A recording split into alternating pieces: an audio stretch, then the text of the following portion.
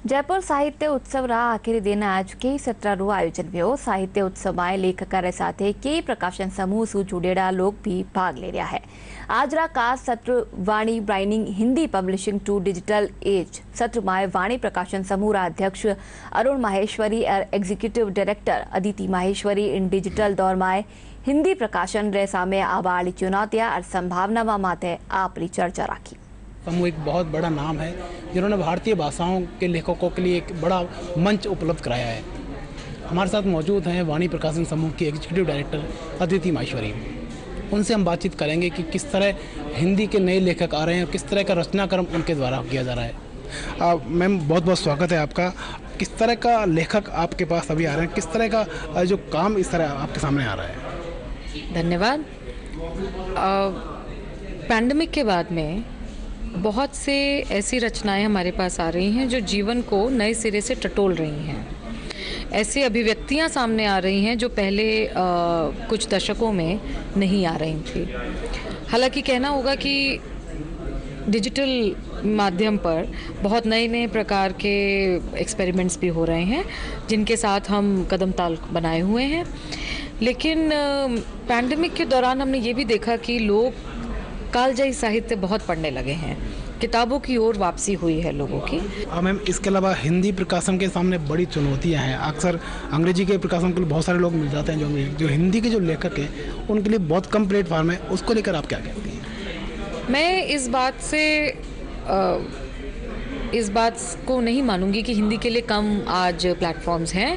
आप कोई भी सोशल मीडिया मेटा साइट देख लीजिए, कोई भी प्लेटफॉर्म देख लीजिए, वहाँ हिंदी भरपूर मात्रा में पाई जा रही है। हालांकि जो बुनियादी चीज़ें हैं जैसे फ़ोटोशॉप सॉफ्टवेयर है, इन डिज़ाइन सॉफ्टवेयर है, यहाँ पर हिंदी के फ़ॉन्ट्स के लिए अभी भी बहुत क्राइसिस हैं। आप देखें कि आप भी जानते हैं कंप्यूटर पे आप काम करते हैं तो अंग्रेज़ी के आपके पास ऑटोमेटिक स्पेल चेकर्स हैं। आपका अगर व्याकरण गलत है, वाक्य विन्यास गलत है तो वो सॉफ्टवेयर आपको बता देता है, जबकि हिंदी में ऐसी कोई सुविधा आज तक नहीं है। तो इस पर हम चाहेंगे कि कंपनियाँ और सरकार ख़ास तौर पर अपना जोर बनाएं और हिंदी के युवा जो इस्तेमाल करने वाले तकनीकी रूप से उपभोक्ता हैं उनके लिए ये सुविधाएं उपलब्ध करवाएं। हिंदी के पाठक और लेखक दोनों और प्रकाशक भी बहुत आत्मविश्वास से भरे हुए हैं अपनी भाषा को लेकर और बहुत सम्मान के साथ और अपनी अस्मिता को एक गर्व के साथ हम अपने साथ लेकर चलते हैं। मैम चूँकि आप एक महिला पब्लिशर हैं और तीसरी पीढ़ी आप तीसरी पीढ़ी की प्रतिनिधित्व करती हैं इसको लेकर, और हिंदी पब्लिशिंग को लेकर बहुत आप अग्रेसिव भी है, ऐसा कह सकते हैं।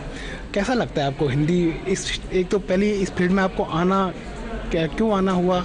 देखिए, प्रकाशन मुझे लगता है कि एक लौता करियर है जहाँ पर एकेडमिक शिक्षा और बिजनेस की शिक्षा दोनों एक साथ काम आ सकती हैं। जब हमने अपने माता पिता से कहा कि हम आर्ट्स पढ़ना चाहते हैं तो उन्होंने पूरा हमें सपोर्ट किया, बोला आर्ट्स पढ़िए। जब हमने आर्ट्स पढ़ने के बाद प्रकाशन में आए तो हमें लगा कि प्रकाशन सिर्फ आर्ट्स की एकेडमिक एजुकेशन से नहीं संभाला जा सकता, इसमें बिज़नेस की, अकाउंट्स की भी बेसिक नॉलेज होनी बहुत ज़रूरी है। तो हमने अपने माता पिता से कहा कि अब हमें ये पढ़ना है, तो उन्होंने हमें फिर सपोर्ट किया और हमें MBA पढ़ने UK भेजा। मैम एक आखिरी सवाल, जो नए लेखक हैं जिनको मंच नहीं मिलता उन लोगों के लिए आप किस तरह का अवसर उपलब्ध कराते हैं, पहला सवाल। और दूसरा ये कि आने वाले जो समय है उसमें किस तरह के आप प्रोजेक्ट लेके आ रहे हैं? हमारा एक इम्प्रिंट है युवा वाणी जो 1983 में अघोषित रूप से स्थापित हो गया था, जिसमें सबसे पहली किताब जो आज के हमारे साहित्य अकादमी पुरस्कार से सम्मानित कवि हैं अरुण कमल, 83 में उनकी पहली किताब वाणी प्रकाशन से आई थी और आज 2017 में उनकी जो भी लेटेस्ट किताब है वो भी वाणी से ही आई है। तो आप देखिए, एक बड़ा सफ़र एक लेखक कवि के साथ तय करना एक प्रकाशन के लिए बहुत गर्व की बात है। तो हमारे जो युवा साथी हैं वो ये समझें कि अगर उनकी लेखनी में दम है तो युवा वाणी के जरिए वो वाणी प्रकाशन से जुड़ सकते हैं। मैम बहुत बहुत धन्यवाद हमसे बातचीत करने के लिए। ये थी अदिति माहेश्वरी जो बता रही थी कि किस तरह युवा लेखक अपने हिसाब से, अपने अनुकूल, अपनी परिस्थितियों के हिसाब से लिखकर आगे बढ़ सकते हैं। हमारे साथ बातचीत करने के लिए मौजूद है वाणी प्रकाशन समूह के चेयरमैन श्री अरुण माहेश्वरी जी। सर बहुत बहुत स्वागत है आपका। और सबसे पहले सर मैं आपसे जानना चाहता हूँ कि आजकल की जिस तरह की परिस्थितियाँ, OTT, इस तरह बहुत सारे माध्यम आ गए, उस दौर में किताबें कहाँ स्टैंड करती है कि कैसे मुकाबला कर पाएंगी? देखिए, सबसे पहले राजस्थान में मैं बिज्जी विजयदान देथा की स्मृति को प्रणाम करना चाहूँगा और यादवेंद्र शर्मा चंद्र जैसे हमारे प्रमुख लेखक और हमारे मित्र भी रहे। और उसके बाद यहाँ आके यादें और अच्छी हो जाती हैं, सुंदर हो जाती हैं जब मैं शीन काफ निज़ाम जैसे शायर को याद करता हूँ जो हमारे बीच में हैं और जिनकी शायरी हम सब के दिलों में कहीं ना कहीं छाई हुई है। सर, आपने प्रकाशन समूह में एक लंबा समय गुजारा है। लगभग पहले के जो लेखक उनको भी देखा है, अभी नई पीढ़ी के जो लेखक हैं उनको भी आप उनसे भी रूबरू हो रहे हैं, उनसे परिचित हो रहे हैं। किस तरह का फ़र्क, किस तरह का अंतर आप महसूस करते हैं? हाँ, ये बात बहुत ज़रूरी है, करनी भी चाहिए। पहले लेखकों में जो एक प्रेम था, एक मिलने का, एक दूसरे से आनंद पैदा होता था या उनके साथ बातचीत करके आप कुछ चमत्कार महसूस करते थे, अब ऐसा कम महसूस होता है। नए लेखकों में एग्रीमेंट्स ज़्यादा हैं, उनके बीच एक दूसरे के बीच किस प्रकार का संपर्क और संबंध बनाना चाहिए ये पहले से ही तय हो जाता है। ये हालांकि कहीं कष्ट देता है हम जैसे लोगों को, क्योंकि हम नागार्जुन, शिव प्रसाद सिंह, रामविलास शर्मा, विद्यानिवास मिश्र ऐसे लोगों के साथ रहे हैं जो होटल में मालूम पड़ जाए कि हम ठहरे हैं तो अटैची उठा के ले जाएं या आदेश दें कि तुम तुरंत अटैची उठा के लाओ, यहाँ ठहरना है, घर पे ठहरो, यहाँ हमारे साथ खाना खाओ। अब वो बात नहीं है, अब है, लेकिन क्योंकि जिस तरह से आधुनिकता का विकास होता है और हम उत्तर आधुनिकता की ओर बढ़ रहे हैं तो वहाँ संबंधों में एग्रीमेंट ज़्यादा है।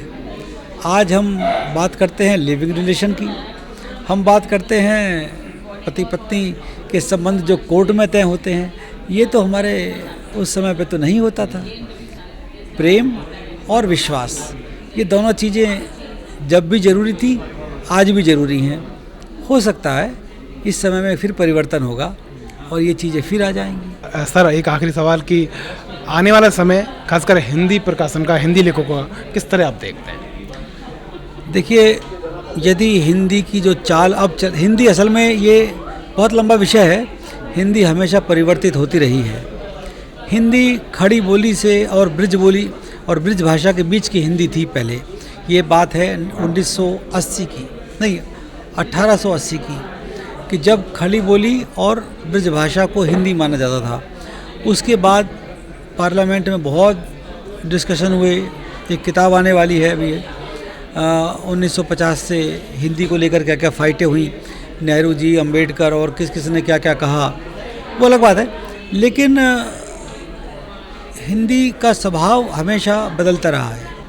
बहुत बहुत धन्यवाद सर हमसे बातचीत करने के लिए। तो ये थे अरुण माहेश्वरी जी, जो बता रहे थे कि यदि हिंदी एक उदार भाषा है जिसमें सभी लोग समाहित हो सकते हैं और नई हिंदी की इन्होंने बात की है।